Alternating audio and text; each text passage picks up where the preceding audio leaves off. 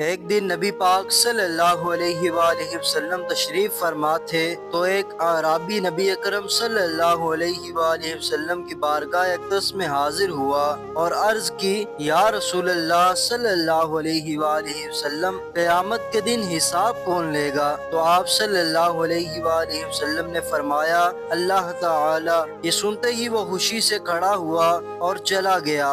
صحابہ کرام نے اس سے اس کی وجہ پوچھی تو وہ کہنے لگا، اگر ایک ماں اپنے بچے کو آگ میں جلتا نہیں دیکھ سکتی تو اللہ تعالیٰ تو 70 ماؤں سے بڑھ کر پیار کرنے والا ہے، وہ ہمیں جہنم میں جلتے کیسے دیکھے گا؟ سبحان اللہ۔ اللہ تعالیٰ کی رحمت بے مثال ہے، وہ غفور الرحیم ہے، لیکن صرف رحمت کی آس لگا کے گناہ پہ گناہ کرنا درست نہیں۔ حضرت ابو بکر صدیق رضی اللہ تعالیٰ عنہ فرماتے ہیں، اگر جہنم سے صدا آئے تو مجھے ڈر ہوگا کہ شاید مجھے پکارا جائے گا، اور اگر جنت سے صدا آئے تو مجھے یقین ہوگا کہ شاید مجھے پکارا جائے۔ یعنی ہمیں ہمیشہ اعتدال میں رہنا چاہیے، اللہ تعالیٰ کی ذات پہ یقین بھی ہو لیکن ڈر بھی ہونا چاہیے، اور اللہ تعالیٰ کے حکم پر عمل بھی کرنا چاہیے۔ اللہ تعالیٰ ہمیں زندگی اسلام والی اور موت ایمان والی نصیب فرمائے،